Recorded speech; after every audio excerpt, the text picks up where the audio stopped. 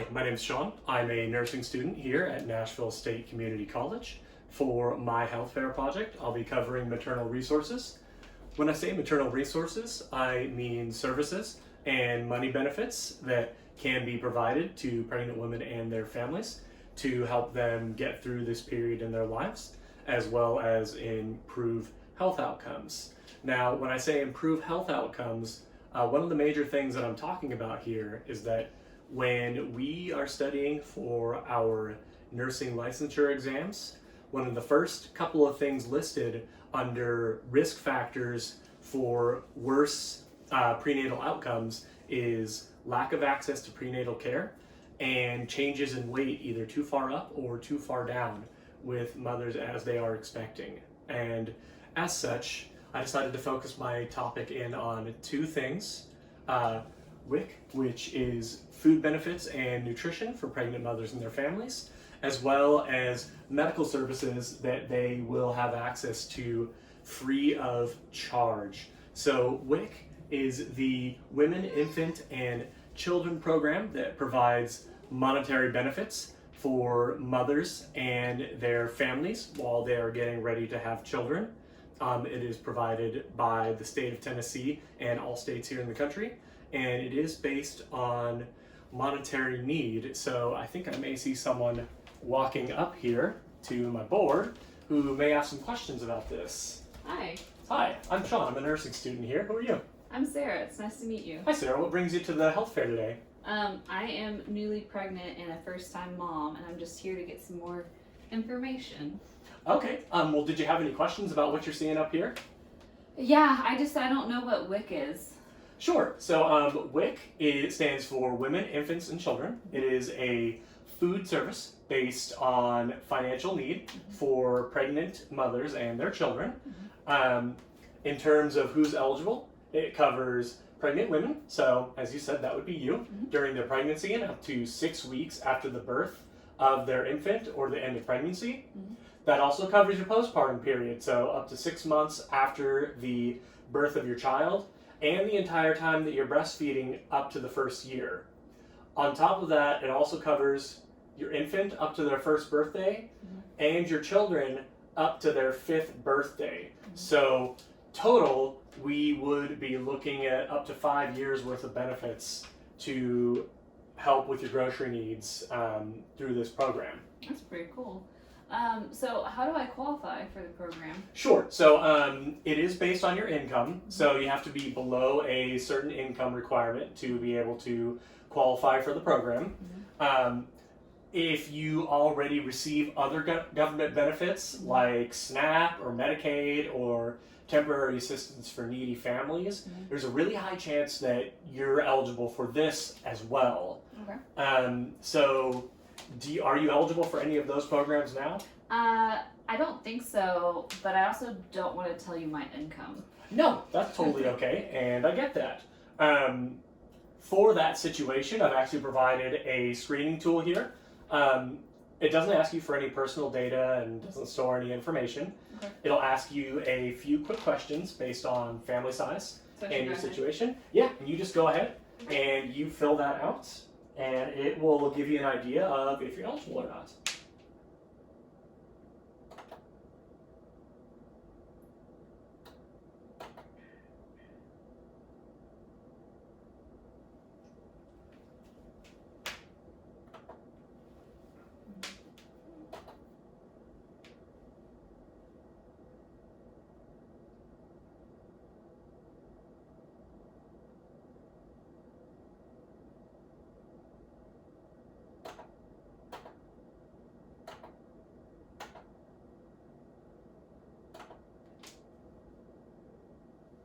Okay, so it says here, based on your responses, that it looks like you're probably eligible for these benefits. Cool. So that's great. So that would make it so that you're eligible to receive these benefits, which comes in the form of, it's basically like a debit card. They will send this to you, and at the beginning of each month, they will reload this electronic benefit card with a certain amount of money that you can use to purchase groceries for you and your family. The only difference between this and a normal debit card is when you use it at the swiper at the cash register. Instead of clicking the credit or debit button, you'll click the one that says EBT. Okay. And it covers a lot of things. A lot of the things that are the staples of a healthy diet. Infant cereal, iron-fortified adult cereal, vitamin C juices, eggs, milk, cheese, peanut butter, vegetables. They've recently added soy-based beverages and tofu, which is great for people that are vegetarians or have certain food allergies that don't allow them to eat other things. The one thing to be aware of is that not all foods are actually eligible for this program. Okay. There is a list that is kept by the Tennessee WIC website. Basically, you would look at a product and you'd see this UPC code, and there will be a listing at most grocery stores that says EBT or WIC eligible, and those are the products that you would be able to purchase. Okay. If you didn't want to walk around the store blind, just kind of trying to find which ones you can buy or not buy, there's also a full list on the website for Tennessee WIC that tells you which products you can and can't buy, so you can kind of make a list and know what you're hunting for before you go in. Cool.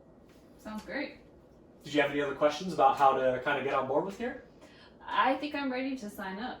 Okay, great. Yeah. So there's a couple of things you have to do.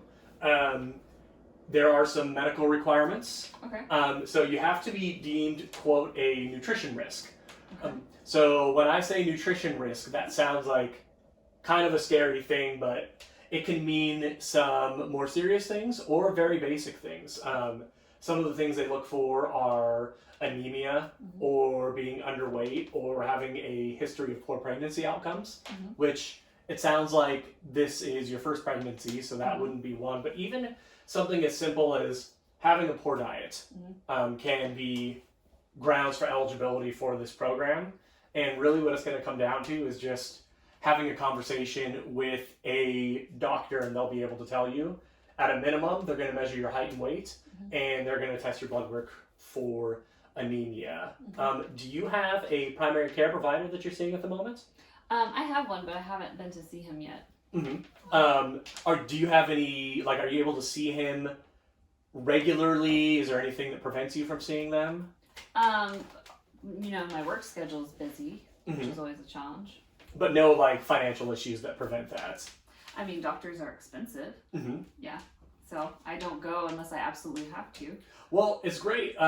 If cost is a barrier for you at all, and I won't pry too much about that, one of the great things about the Affordable Care Act of 2010, back when it was passed, it assures by law that you are entitled to certain healthcare services regardless of your ability to care, or to pay, I should say. That includes immunizations and vaccinations, family planning services, preventive health, and in this case, which would be most important for you, is WIC clinics. There are specific healthcare providers here in Davidson County, city of Nashville, that specifically do screenings for WIC. And as it stands now, obviously the situation changes day to day, but they're doing most of their screenings over the phone because of the COVID-19 pandemic. So you may not be even required to go in for an appointment, but the way things are going with the pandemic, that could change tomorrow. So what I want to do today is make sure that you have all the information that you need so that when you walk out of here, you know what you're eligible for. You're educated on what all those benefits are, and you have the information you need to access those services. Do you have health insurance? No, not currently. So that's great, because another thing about the Affordable Care Act when it was passed in 2010 was that it also expands eligibility for people's access to health insurance. Based on this, since you're eligible for this program, there's a high likelihood that you're also available for TennCare, which is Tennessee's version of Medicaid, which is insurance that is provided to folks based on having low income and need status. Mhm. So to get set up for that, you'll just need to go on the 10Care website, and they have a list that shows all of the income requirements. Okay. I won't ask you about what yours is. You will fill out an application online, and if you need help, you can visit any DHS office here in Tennessee. We do have some resources here as well. If you're somebody who is aging or had a disability, they have folks that can come out to your house and help you get that set up. Doesn't seem like that's a problem for you. No, but I do live with my aging mother, so that would be helpful. Oh, great. So that may be something that you can take advantage of. The only other things that you would need to do is that after you have your birth, you'll want to let 10Care know that you've had your baby, and then you can enroll your baby as well. Okay. Sometimes the hospital will do this, not always. So you'll just want to make sure and get in touch with your 10Care over the phone and let them know after you've had your baby to get them enrolled as well. And at any point, if you don't know what to do or you get stuck, you can just call 10Care directly and they will help walk you through any step of the process. Cool. So I'll go ahead and do. I have this card here. On here, I have the phone number to get set up for one of the WIC clinics. Okay. So you can get that appointment or phone appointment set up, whichever they end up doing. I have the phone number here. So if you need the disability services to come out and maybe help your mom get set up with some things, they can come out and help you do that. I have the phone number for 10Care, so give them a shout and they can help you walk through the process if you get stuck at any point. And then this website right here is for the Nashville Metro government, and it has a full list of all of these different healthcare providers that provide all of these services. When you're looking for a location for your WIC, you'll just want to make sure and look for one that specifically is a WIC clinic. So there's that for you. Thank you. Do you have any other questions for me? No, this has been super helpful. Thank you. You're welcome. Well, I hope this helps, and best of luck with your pregnancy. Thank you.